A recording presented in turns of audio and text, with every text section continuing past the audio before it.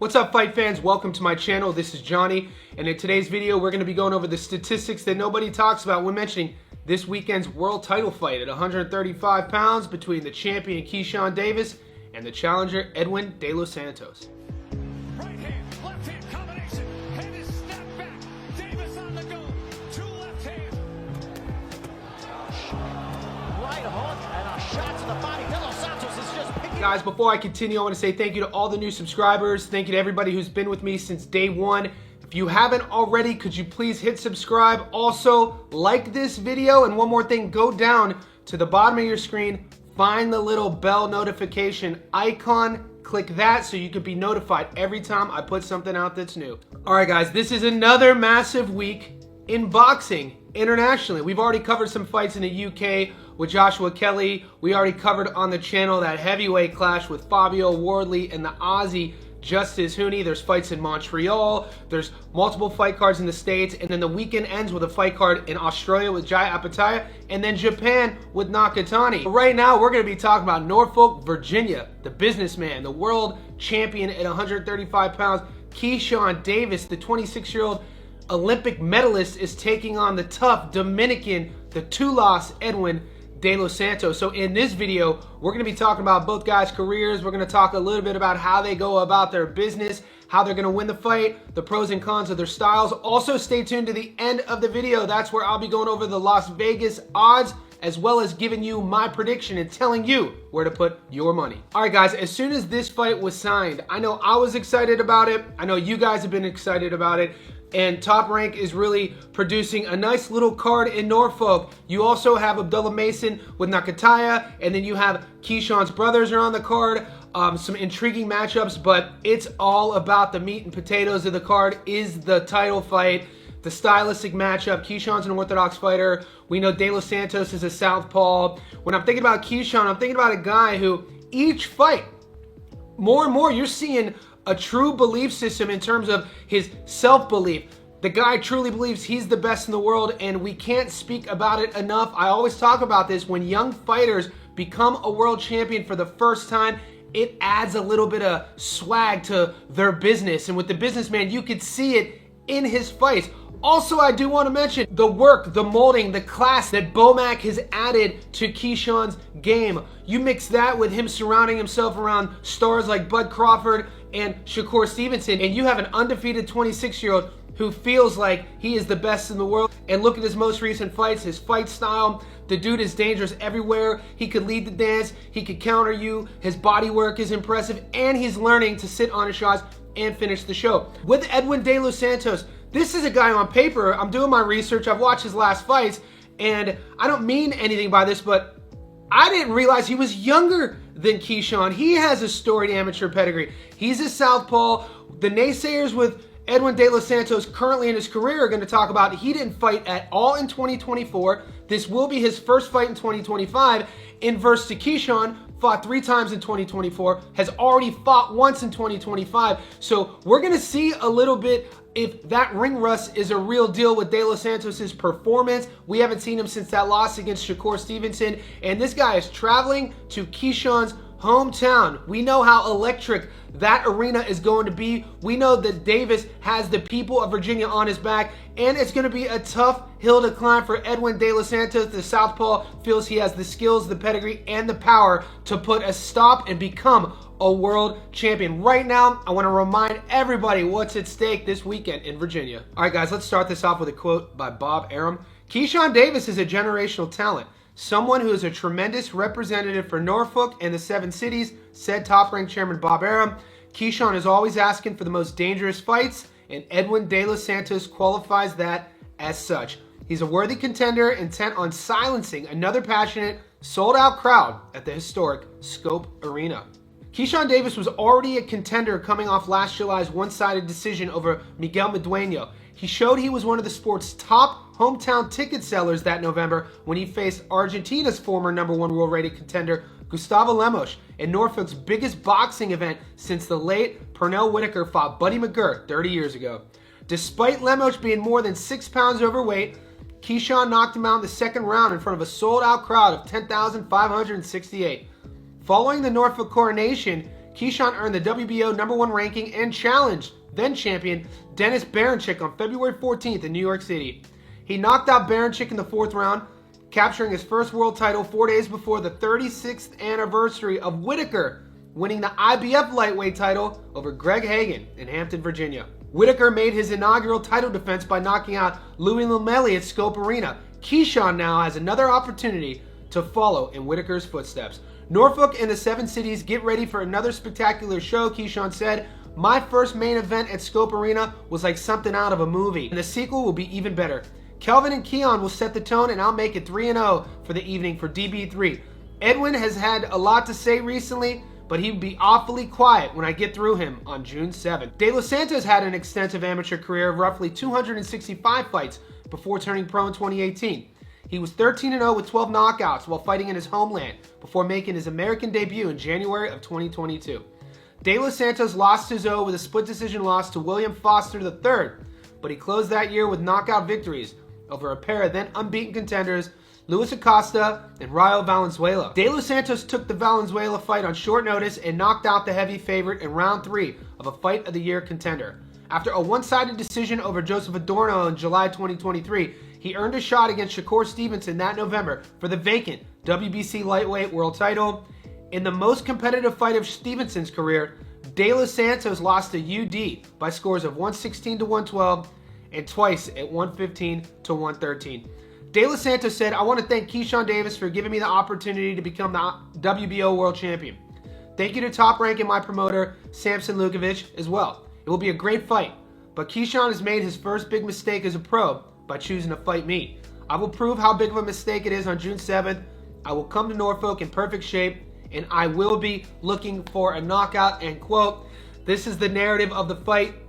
A lot of people siding with De Los Santos are saying that his southpaw style, we haven't seen Keyshawn fight a southpaw since Anthony Idjit a few years ago. We know how that fight ended. Keyshawn stomped him, but Idjit's nowhere incomparable to De Los Santos regarding the skill set, the power, and that offensive arsenal he brings to the table. Keyshawn's fans are saying Keyshawn's too good everywhere. He does everything really well. Entering the pocket, exiting the pocket. He keeps that high guard defensively. The thing about Keyshawn is he will trade with you and exchange with you. And this is where De Los Santos is probably, in my opinion, going to try and make him pay. Right now, I do want to take a closer look at the Dominican and see what he's been up to in his career. Guys, De Los Santos is 16-2 with 14 knockouts. He's not currently ranked by BoxRec in the lightweight division due to his inactivity. He's fought a total of 60 pro rounds and carries into the ring an 88% career knockout to win ratio. The Dominican is a 5'8" southpaw with a 70-inch reach. He was born in Santo Domingo, Dominican Republic, and still lives there to this day. We last saw him fight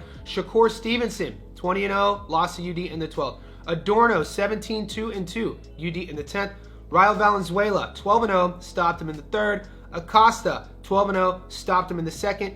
Foster III, 13-0, he lost the split in the 8th. So De Los Santos is 2 decisions away from being perfect. He's never been stopped, and at 25 years old, he's not even in his physical prime. In terms of the pop on his punch, when you look at his resume, a lot of those early fights, a lot of you guys won't recognize any of those names, myself included. 14 of his 16 wins are by knockout. So the narrative on him right now is that he has the power advantage over Keyshawn. I feel that that's going to be a big question. I'm not going to say that I even agree with that. We'll know a lot more after the fight because we know as fighters climb through their career, they go from a domestic level to a world-class level and their opposition gets better and better. Those knockout to win ratios definitely go down. We'll see if that's the case against Keyshawn. Right now, let's take a closer look at Davis, see what he's been up to in his career. All right, guys, Keyshawn Davis is 13-0 with 9 knockouts. Out of 2,557 fighters in the world at 135 pounds, he's ranked number 5. He's fought a career total of 84 pro rounds and carries into the ring a 69% career knockout to win ratio. He is the WBO World Lightweight Champion. His adoring fans know him as the businessman, and the American's a 26-year-old Orthodox fighter standing at 5'9" with a 70-inch reach. He was born in Norfolk, Virginia, and still lives there to this day. We last saw him fight Dennis Baranchik, 19-0, stopped him in the 4th. Lemos, 29-1, stopped him in the 2nd. Madueño, 31-2, UD in the 10th. Pedraza, 29-5, stopped him in the 6th. And guys, so when you think about Keyshawn Davis, only 13 pro fights, 9 wins by stoppage. He does come from a storied amateur pedigree. He is an Olympic medalist, and if you look at his last 4 fights, this is why I said earlier, he is a guy who's learning to sit down on his punches. 3 out of his last 4 victories are by stoppage. So boxing is a sport of what? What have you done for me lately? At 26 years old, he isn't in his physical prime. So I think it would be unjust to say that one guy has the power advantage over the other guy specifically due to a higher knockout to win ratio. When I see pop on punches, you have to think about timing and speed. Power just doesn't come from nowhere. It's produced through that timing and speed and reflexes and a little bit of intuitive approach. And I give that to Keyshawn, and it's something that he does really well. Where he punches from, his punch placement and his punch arsenal, I think his offensive bag is a little bit more dynamic than Edwin De Los Santos. When I look at these fighters side by side, like I said, 26 and 25, this is a boxing fan's dream. These guys are both hungry. One's a world champion, one isn't. One is coming off of lack of activity, one has been super active. The reach cancels each other out. Both guys had great amateur careers. This is why we were so excited when this fight was made. We're going to see real quickly what type of fight Keyshawn is going to want to fight and what type of fight Edwin is going to want to fight. And I think we're going to know that in the first minute. I think they're going to meet each other in the middle, and we're going to see who's going to take advantage of that speed, distance, and range. And then from there, we're going to see the fight play out. Right now, I do want to take a closer look at the Las Vegas odds. Guys, I do live streams every day. So if you're catching this, go on the playlist section, check the live stream. There, we're starting to build our parlay throughout the week with all the fights and all the fight cards that I already aforementioned. My prediction in this video will be my money line prediction, but stay tuned to those live streams in which I'll be giving you my method of victory bets.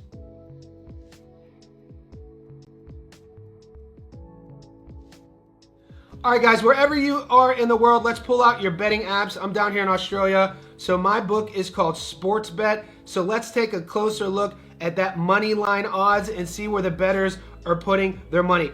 Currently on the money line, Keyshawn Davis is the favorite. If you put 100 on him, you get your money back plus $14. The draw is 21-1. De Los Santos, the Dominican, is the underdog at 650, meaning you put 100 on De Los Santos, you'll get your money back plus $550. So De Los Santos isn't quite a 6-1 dog, and my prediction on this, due to him being a heavy hitter, due to him being a viable live dog, I think if you want to get on the De Los Santos train right now, you should put your bet in, because I think as we get closer to fight night, a lot of the punters, a lot of the gamblers are going to be looking at those odds and be putting money on De Los Santos to upset Keyshawn. So if you like De Los Santos, take him now, or else those odds, in my opinion, are going to come a little bit closer, probably more to like 4-1 come fight night. With my prediction, with the trajectory of each guy's careers, what I've seen from them recently, I'm siding with Norfolk's son. I'm going with Keyshawn, the businessman, to pertain business as usual. I think he's going to go in there and outbox Edwin De Los Santos. I expect a really smart game plan from Bomac, and I expect Keyshawn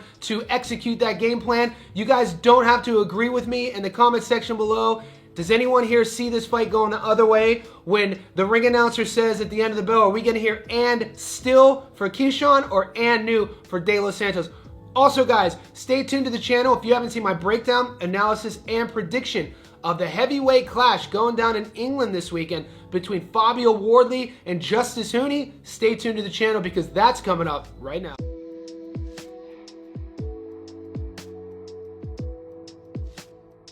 What's up, fight fans? Welcome to my channel. This is Johnny, and in today's video, we're going to be going over the statistics that nobody talks about when mentioning this weekend's WBA interim heavyweight title fight in Ipswich, England, between the undefeated Fabio Wardley and the rising undefeated contender, the Aussie Justice Huni.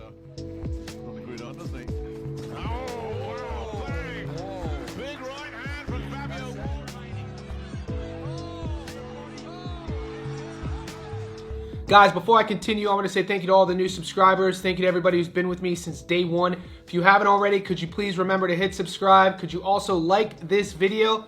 And right now, go to the bottom of your screen, find the little bell, click that so you can be notified every time I put something out that's new. All right, guys, in Ipswich, England is a heavyweight fight that's interesting between two undefeated contenders, two guys who want to be world champions And this is by far, in both of their careers, the biggest step up. You have the hometown kid, Fabio Wardley, the knockout artist. 17 of his 18 wins are by knockout. He does have one draw, and he ended up avenging that draw in his very next fight against Fraser Clark via first round stoppage.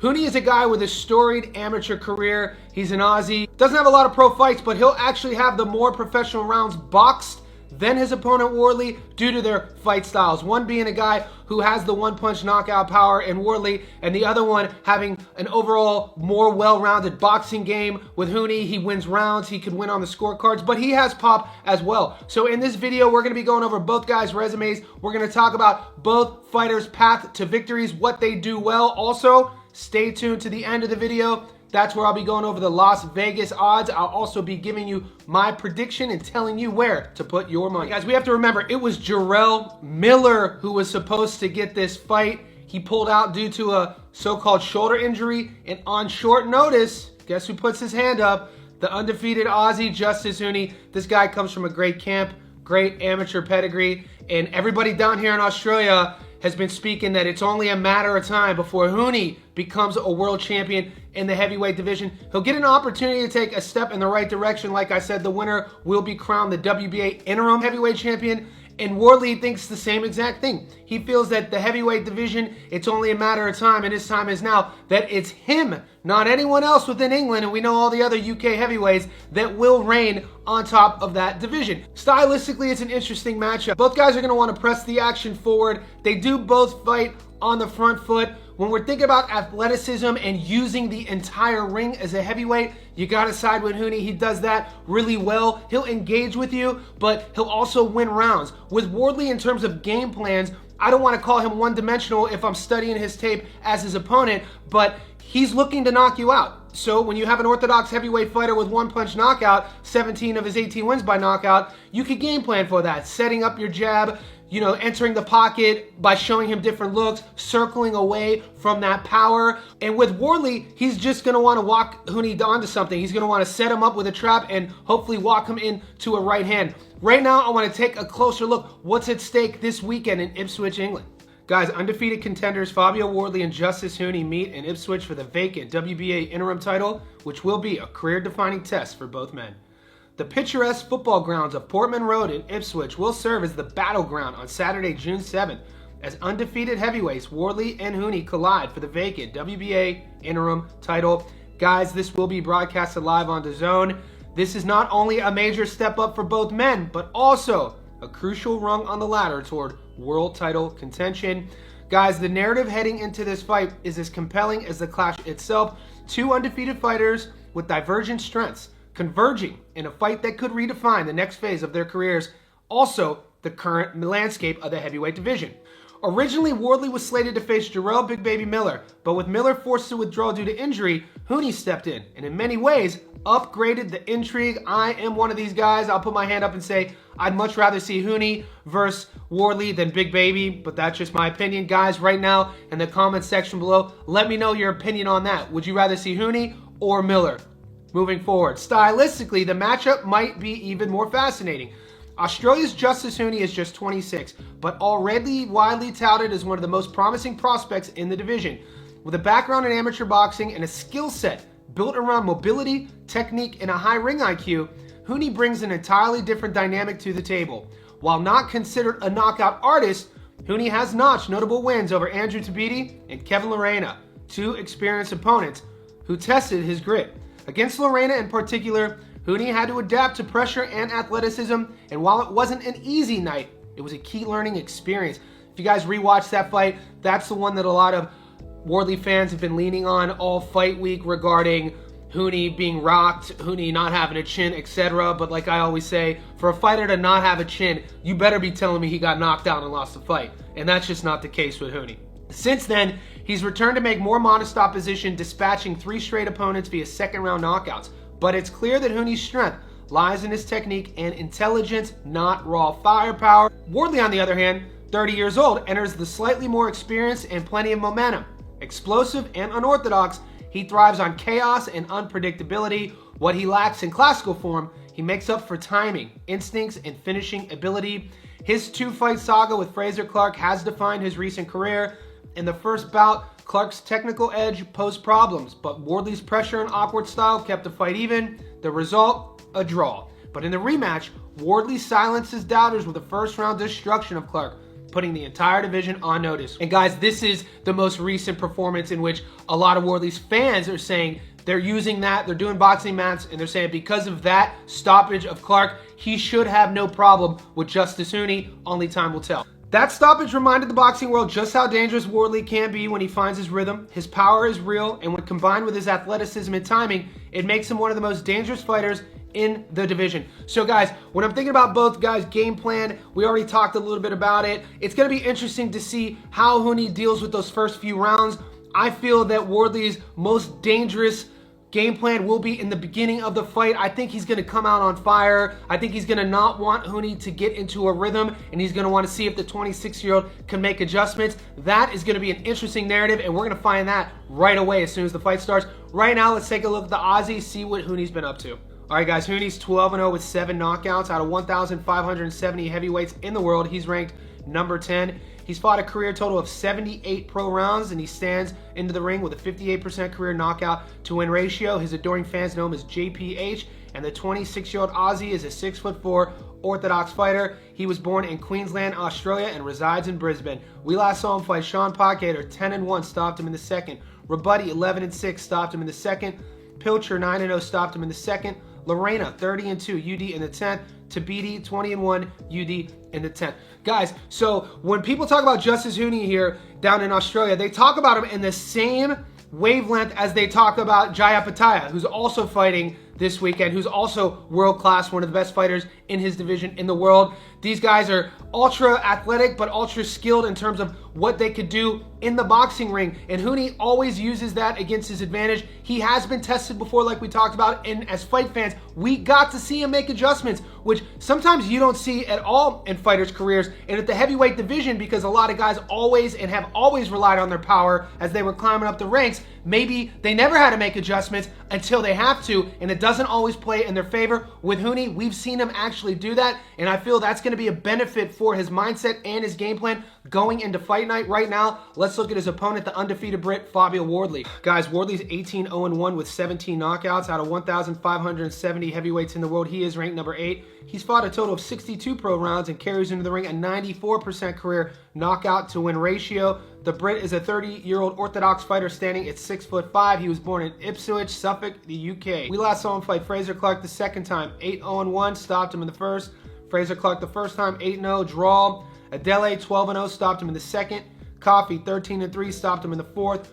Gorman, 19-1, stopped him in the third. So guys, if you go to his BoxRec right now and look at his resume, even though he has more pro fights, he has less pro rounds. The reason for this is he's only gone the distance one time, and that was in the first Frazer Clarke fight. He went all 12 rounds. That was a draw. You have to think that's going to be part of Huni's game plan. He's going to want to box Wardley. Huni's probably not going to want to play that game initially in the first few rounds in the middle of the ring. Wardley, more often than not, doesn't give his opponent the opportunity. With a good jab and good athleticism, Wardley doesn't have really a problem controlling where the fight goes. So I think early on, we're going to have to watch Huni make those adjustments like we already talked about. With Wardley, he's definitely going to be looking to pop with that jab and then have Huni walk in on his backhand. And I feel that could definitely happen.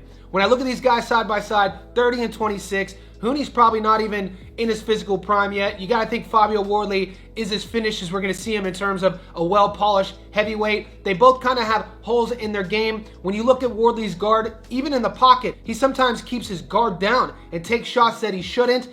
And with Huni on his exiting and when he's engaging as well, sometimes he gets hit in situations that he shouldn't have to get hit as well. And you see this a lot with the heavyweights. These guys are big boys, especially fighters who've never either been dropped or knocked out. They feel they could take anyone's shot. And we know in boxing, that's true until you can't. So pay attention to that. Right now, I want to take a closer look at the Las Vegas odds. Guys, if you're checking this out today, it's Tuesday in Australia. It's Monday night in the States. Stay tuned to my channel. I do live streams every single day in which we break down the odds, but more importantly, we break down the method of victories and prop bets. For my prediction on this video, I'm only going to give you my money line, but stay tuned because there's some interesting props that I feel that we can make a lot of money.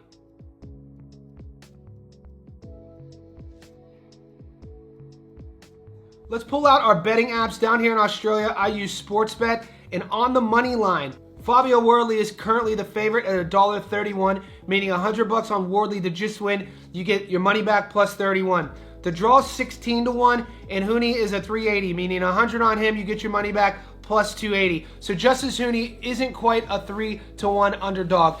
If you're a Fabio Wardley fan, if you're predicting him to win and the money line 131 juice isn't enough, I would feel equally as comfortable taking Wardley to win by knockout if this is the way you're leaning, because I feel that's going to be a popular bet, and I feel that these odds are going to shift the closer we get to the weekend. And if you're siding with Justice Huni in terms of his boxing style and his game plan, and you think he's going to win, and if you don't think the 281 is enough, check your books and see what winning a decision would pay, because I think that would pay a little bit more. When I'm thinking about putting my money on my money line prediction, I always, especially at the heavyweight division, it's always tough because these fights could end with one exchange. I feel though with Huni's boxing acumen, what he's seen so far, his trajectory and how he carries himself, his training, I'm leaning with Justice Huni. I think the underdog is a good bet. I think he's going to go into Ipswich and surprise a lot of people. I don't want to call it shocking, and I'm predicting as we get closer to the weekend, I bet you this money line is going to come closer and closer to a pick-em, maybe not quite a 50-50. But when I see a guy like Huni, what he presents, his skill set, the overall boxing game versus a big puncher in Wardley, and I see that the overall boxer is an underdog, I'm always going to take that bet regarding the stylistic matchup as well as the money coming back. Guys, this is not an echo chamber. In the comment section below, let me know who you think is going to win this fight, the hometown kid, Fabio Wardley, or the traveling Aussie, Justice Huni. Also, stay tuned to the channel if you haven't caught my breakdown, analysis, and prediction of another main event fight going down in England this weekend between Joshua Kelly and Flavio Bea. That's coming up right now.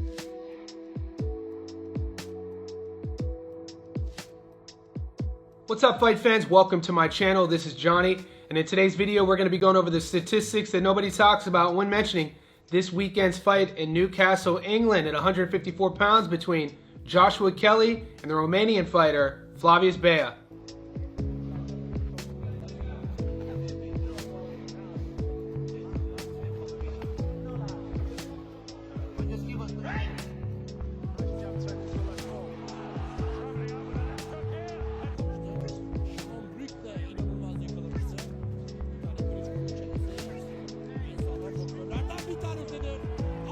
Guys, before I continue, I want to say thank you to all the new subscribers. Thank you to everybody who's been with me since day one. If you haven't already, could you please remember to hit subscribe? Also, like this video, and right now, go down to the bottom of your screen, find the bell so you can be notified every time I put something out that's new. Fight fans, we have a new month. It's June, and we have a slew of boxing events this week. The UK, the US, Japan. In this video, we're going to be in Newcastle, England, talking about the main event between Pretty Boy Josh Kelly and Flavius Bea. Guys, this fight is the tale of two different fighters on two different trajectories. With Joshua Kelly, it was only in 2016. He was a British Olympian. He turned pro. There was a lot of hype behind him, not only because how he looks, how he carries himself, but also how he fights. His fights were going viral on social media with his reflex style of fighting. If you're unfamiliar with Joshua Kelly, you're in for a treat. He's one of my favorite fight styles to watch. He's gotten a lot more, we'll say, conservative in his style as he's gotten a little bit older, but he's still flashy, he's still sharp, he's still quick, and the counter boxing is there, the movement's there. This is the guy, if you follow him on Instagram, he'll shadow box and train to Motown music. He'll be listening to doo-wop while hitting the bag. So he uses that rhythmic style to frustrate his opponent. He has one career loss and one career draw. It was that draw which kind of railroaded the international career of Kelly. It was his first time in the US. He fought Ray Robinson. A lot of people were saying he was going to go in that fight and look great, and he didn't have the performance that he was looking for. And then the other blemish on his record is his lone loss to David Avanesian. Avanesian is best known for his losses against Jaron Ennis and Terrence Crawford. When Kelly's at his best, he's moving, he's countering, he's frustrating his opponent, and he's making the craft of boxing look like an art. That's why he has so many fans, and at 31 years old, it's literally now or never if he's gonna make a world-class career of this. In his opponent, Flavius Bea, I don't hold it against you if you've never heard of him. I gotta be honest, when this fight got signed, I never heard of him. So I've done my due diligence. I've researched the one-loss Romanian fighter. So in this video, we're going to break down both guys' careers. We're going to talk about how they're going to go about their business. And guys, stay tuned to the end of the video. We'll be going over those Las Vegas odds. Also, I'll be giving you my prediction. Bea is 35 years old. He's been talking since his fight got signed that he's not afraid to fight Kelly. Kelly is a guy that, out of his own mouth, a lot of people are avoiding. He's been very vocal about setting up big fights. It just hasn't happened for him yet. He wants the Conor Benn fight. He thinks that that is an easy victory for him, and I feel that going into this fight, you're going to have to expect an electrifying performance by Joshua Kelly to continue his momentum to want to get big fights. He wants to be on the world stage. He wants to put on shows. I think with an exceptional performance against the one-loss Romanian, he could do just that. Right now, I want to take a closer look at what's at stake this weekend in Newcastle, England. Guys, Josh Kelly will square off with Flavius Bea in Newcastle on June 6th. Kelly's 16-1-1 with 8 knockouts, is a popular British fighter and an Olympian who has fought at middleweight, junior middleweight, and welterweight. His lone loss was a 6-round stoppage at the hands of David Avenetian, best known for his own defeats, like I already told you, against Boots and Bud. The 31-year-old Kelly claims that those in his weight division are avoiding him, and he praises Bea for taking the fight, and I quote, "Bea has shown he's got what plenty of others in my division don't, and that's the minerals to step up and fight me," Kelly said. Bea, 24-1 with 12 knockouts, has won his last 12 fights, but against 0 world-class opponents. The 35-year-old Romanian's best win is a 12-round split decision over Juan Jose Velasco, who was fought and lost by stoppage to Regis Prograis, Mario Barrios, and Callum Walsh. "I have absolutely no fear in facing Josh Kelly," Bea said at a press conference. "I respect him and his skills, but make no mistake about it, I'm coming to win on June 6th. And take away all those big fights he so desperately wants." Kelly, a 31-year-old from Sunderland, says the fight will be beautiful and brutal. "We expect him to make a massive statement," Callie Sauerland, Wasserman's global head of boxing, said of Kelly. The card is promoted by Wasserman Boxing and includes other British prospects and title hopefuls such as featherweight Tom Whalen. Middleweight Felix Cash is also due to return from last year's loss to Tyler Deddy. So guys, we know how stacked the 154-pound division is. In the upcoming weeks and months, there's going to be a lot of big fights at 54, and Kelly believes that this is a pecking order fight for him. He wants to be at the top, which he was not too long ago. His name was getting paired with a lot of big fighters, even Terrence Crawford at one time at 154 pounds. You're going to expect him to be in shape. Bea says 35, this is his time. He's coming in there to respect Kelly's skills, but he has no fear, and I expect the Romanian fighter to be a tough out for Josh Kelly. Right now, I do want to take a closer look at Bea and see what he's been up to. Guys, Flavius Bea is 24-1 with 12 knockouts. He's not currently ranked at 154 pounds due to his inactivity. He's fought a career total of 148 pro rounds and carries into the ring a 50% career knockout to win ratio. The Romanian is an orthodox fighter standing at 5'9.5" with a 72-inch reach. He was born in Arad, Romania and resides in Timisoara, Romania. We last saw him fight Ennis, 33-19, stopped him in the 7th.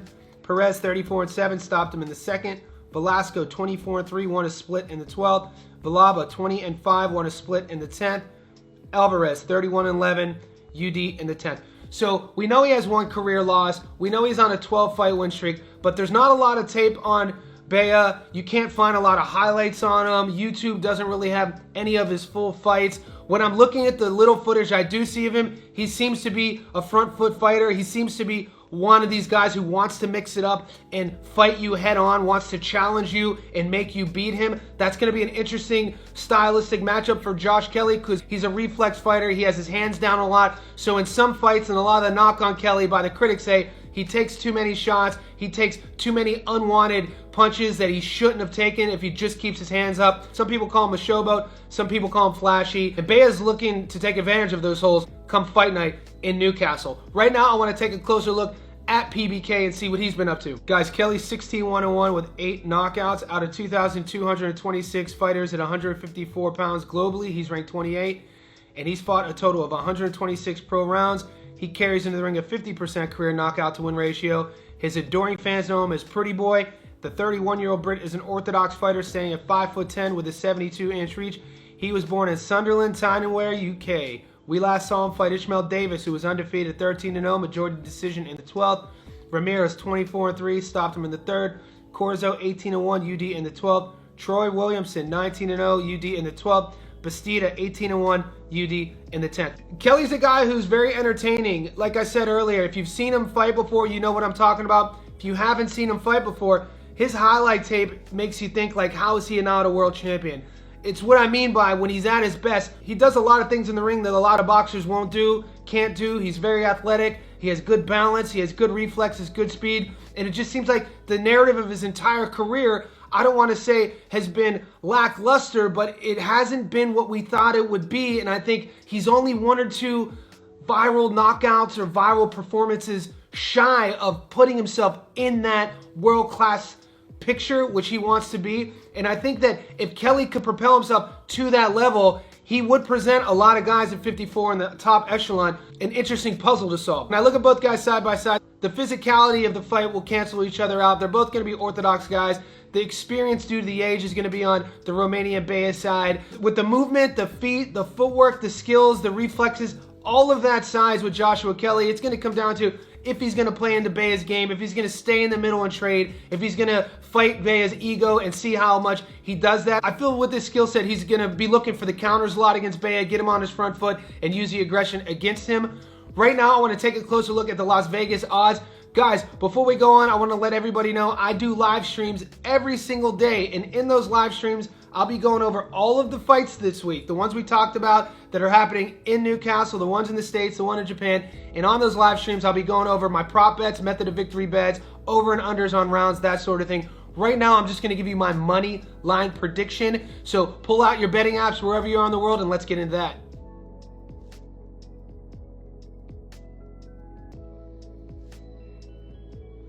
All right, guys, currently on the money line, it's no secret, Kelly is a huge favorite. He's $1.02, meaning $100 on Kelly gets you your money back plus $2. The draw's 41-1. Flavius Bea is a 20-1 dog. 100 on him gets you your money back plus 2,000. So I don't know if it's because the lack of tape on Bea, the lack of world-class opponents on Bea, the potential when you think about Joshua Kelly, but those odds are insane. On my prediction, based off of his credentialed career, his amateur career, his Olympic career, the hype on Kelly, what it was, and what I think his fans still think it should be, I'm taking Joshua Kelly to outbox, outclass Bea. Now, on the money line, $1.02, not a lot of juice to squeeze. So if you're thinking about putting that money line on a parlay, I wouldn't even bother with it. We saw $1.06 this past weekend ruin a lot of parlays, and I'm talking about the main event in Vegas. Caleb Plant lost to Resendez at $1.06, and moving forward, I think if that juice isn't enough to squeeze, why even throw it on the parlay? But stay tuned to the channel because my live streams, we're going to be going over some interesting method of victory bets, whether it's a stoppage or a decision, that should juice those odds up significantly. Stay tuned to the channel.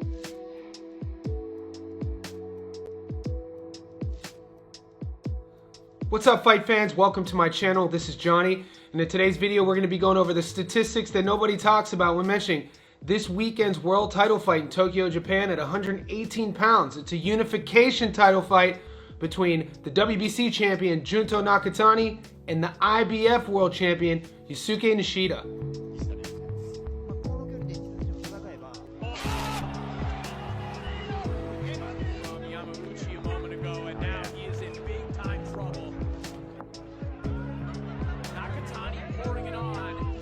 Guys, before I continue, I want to say thank you to all the new subscribers. Thank you to everybody who's been with me since day one. If you haven't already, could you please remember to hit subscribe? Also, like this video, and right now, go down to the bottom of your screen, find that bell notification button, hit that so you can be notified every time I put something out that's new. Thank you.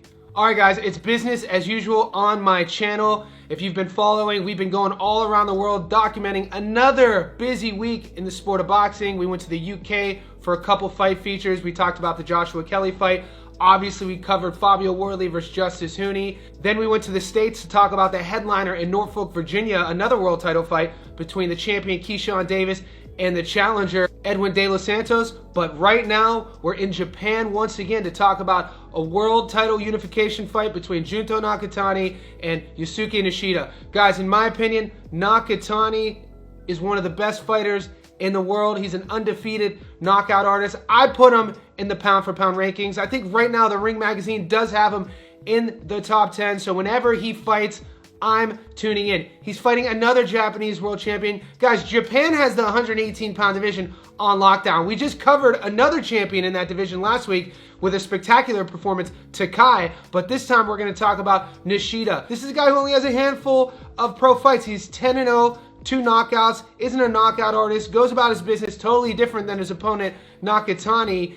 He fought for a world title in his 8th pro fight. He won a close decision, and then he defended it once. He's a southpaw, just like Nakatani, and by far, without a doubt, this will be the biggest test of his career. So in this video, we are going to go and talk about how both fighters go about their business. We're going to talk about what they've been up to in their career, and stay tuned to the end of the video because that's when I'll be going over the Las Vegas odds.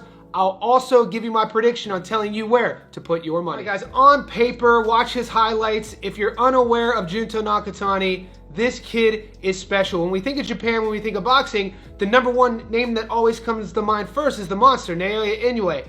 But close behind, on his heels, in a division below, is Junto Nakatani. It has been spoken about by Turki Al-Sheikh and the Ring, how they have a gentleman's agreement to actually fight in 2026. But before that goes down, there's some business to be handled in 2025, and here we are. When I think about Nakatani, if you don't know about him, if you've never seen him, he's a boxer puncher. The thing that makes him special is he fights well at all ranges. He could fight you at distance with his jab. He's long for the division, but he also likes mixing it up in the pocket, and he has power. He has knockouts early, he has knockouts late, and as of recently, his last 4 have ended by stoppage. Now, when I also think about Nakatani, I don't just stop at what he does in the ring. You can't talk about him without talking about the magnificent job Rudy Hernandez has done, the Los Angeles guy who has molded Nakatani since he was 15 years old, and he's turned him into one of the greatest boxers of his era. He's been on record recently saying that Nakatani shouldn't have to wait, doesn't have to wait, and is ready right now to fight Naoya Inoue. We'll see if and when that fight goes down, and I'll be here waiting impatiently because I can't wait to see that fight. Right now, I want to take a closer look, though, at what's at stake this weekend in Tokyo, Japan. Guys, boxing returns to the land of the rising sun on ESPN Plus for a unified bantamweight title fight in Tokyo, Japan. It's taking place at the Ariake Coliseum. Undefeated WBC champion Junto Nakatani faces IBF champion Yusuke Nishida as the winner looks to either face another champion at 118 or move up to super bantamweight and face the undisputed champ Naoya Inoue. Fighting 3 times in 24, he's entering his 2nd fight in 2025 after scoring a 3rd-round knockout over David Cuellar in February. Afterward, the now famous call-out from Inoue occurred at the Japanese Boxing Annual Awards Ceremony, setting up the potential super fight for 2026 at the Tokyo Dome. Before any of that can happen, though, both Nakatani and Inoue, like I already mentioned, do have to win a pair of fights to make their contest one of the biggest in boxing. Here to stop all of that is the undefeated Nishida, who won the IBF title in May 2024 when he beat Emmanuel Rodriguez. Nishida had 1 title defense, and that was a 7th-round knockout over Anuchai Donsua in December. Now, 6 months later, Nishida looks to add another belt to his resume, but will have to defeat Nakatani to do so. Guys, if you remember, Nishida was actually supposed to fight this March against Jose Reyes. That was his #1 mandatory contender, but that fight fell through. And why not put your hands up to unify? As boxing fans, as fight fans, we can't get enough of unification fights. I always talk about it. Hopefully we see more and more in all the divisions. We want to see champions fight champions. Right now, I do want to take a closer look at the underdog in this fight, the IBF World Champion, Yusuke Nishida, and see what he's been up to. Guys, Nishida's 10-0 with 2 knockouts. Out of 1,166 fighters at 118 pounds, he's ranked #2. He's fought a total career of 92 pro rounds and carries into the ring a 20% career knockout to win ratio. He is the IBF World Bantamweight Champion. The 28-year-old Japanese fighter is a southpaw, standing at 5'7" with a 68-inch reach. He was born in Kashibanara, Japan, and resides in Osaka, Japan. We last saw him fight Donsua, 16-0, stopped him in the 7th. Rodriguez, 22-2, UD in the 12th. Jimenez, 21-3, UD in the 12th. Fioyam, 19-3, UD in the 12th. Palacio, 11-1, UD in the 10th. Guys, if you look at Nishida's upbringing, what you'll find about him is he started boxing at a young age through his teens, was living basically at the gym training, and then he turned his back on the sport to pursue a career post-college, and then came back to boxing and was literally fast-tracked to a world title shot. In his 8th fight, he not only got that opportunity, but he became a world champion. And now what sits in front of him, I don't want to really say spoiler because he's already a champion, but in terms of the unwritten plans of the future fights that are supposed to take place between Inoue and Junto, you know Nishida is sitting back wanting to ruin those future fight plans. We've seen it happen before. We just saw it last week. Fighters looking past fighters. Plant losing to Resendez. Charlo did his part, and now, supposedly we're not going to see Plant versus Charlo. And in my opinion, in boxing, it's never good to look ahead. Right now, I do want to take a closer look at the knockout artist, Junto Nakatani. Guys, Junto's 30-0 with 23 knockouts out of 1,166 fighters at 118 pounds. He's ranked number 1. He's fought a career total of 146 pro rounds. He carries into the ring a 77% career knockout to win ratio. He is the WBC World Bantamweight Champion. His adoring fans know him as Big Bang. The 27-year-old Japanese fighter is a 5'8" southpaw with a 68.5-inch reach. He was born in Inabe-gunmi, Japan, and resides in Sagamihara, Kanagawa, Japan. We last saw one fight Contreras, 28-0, knocked him out in the 3rd. Salapat, 76-1, stopped him in the 6th. Astrolabio, 19-4, stopped him in the 1st. Santiago, 28-3, stopped him in the 6th. RG Cortez, 25-3, UD in the 12th. And the fight before that, he fought Andrew Maloney and Ozzy, and he stopped him in the 12th in a viral knockout. Junto Nakatani really has it all. Talking about a toolbox, when you're talking about an arsenal, offensively and defensively. More importantly, when he smells blood in the water, he finishes the show. And even though he has a lot of early round stoppages, in my opinion, he doesn't rush his work. He's literally like an artist out there painting on canvas, and he takes what his opponent gives him, and sometimes if you're over aggressive, he's going to get you out of there. This is an interesting matchup between two undefeated Japanese world champions. Both of these guys are going to be southpaws. When I look at them side by side, a lot of the physical things cancel each other out. Nakatani will be a little bit taller, a little bit longer. Like I said, they're both undefeated, but the ring experience, the world title experience, the rounds, all of that is on Nakatani's side. He turned pro in 2015 compared to Nishida's 2019, and look at the records, 30-0, 10-0. Also styles, Nishida's not a one-punch guy, 20% career knockout to win ratio. He's not a guy that's gonna look to end the show, even though his last fight did end in stoppage. I fully expect Nakatani to put on an exceptional show. I think both Japanese guys are going to be tough. If you know anything about Japanese boxing, especially champions, especially if you tuned into the show, you've been watching the fights the last month, these guys are tough as nails. So that Japanese crowd in Tokyo is going to be electric.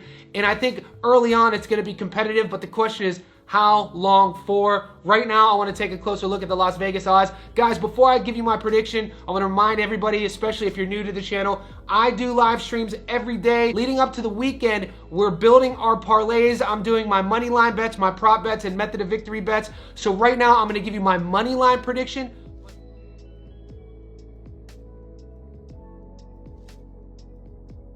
Let's pull our apps out and see where the money line is. Currently, guys, Nakatani is the favorite at $1.11, meaning you put 100 on Junto, you get your money back plus $11. The draw is 20-1. Nishida, the 10-0 undefeated champion, is a heavy underdog. He's a 725, meaning you put 100 on him to win on the money line. You get your money back plus 625. Guys, it's no secret I'm a fan of Nakatani. I think this is going to be close for a little bit. I think Nakatani is going to do what he wants. I fully expect Junto Nakatani to remain undefeated and continue on that trajectory for a super fight. I just think he has too many tools in the toolbox. I think the work that Rudy has done with him to square off some of the holes in his defense have been exceptional. I think this kid is going to be a tough out for the rest of his career for anybody at 18, 22, and who knows, maybe even 26, depending on how he fills out. Guys, this is not an echo chamber. Maybe some of you guys are Nishida fans. Maybe you know something that I don't know in the comment section below. At the end of the fight, are we going to see Nakatani's hand raised, or are we going to see Nishida's hand raised?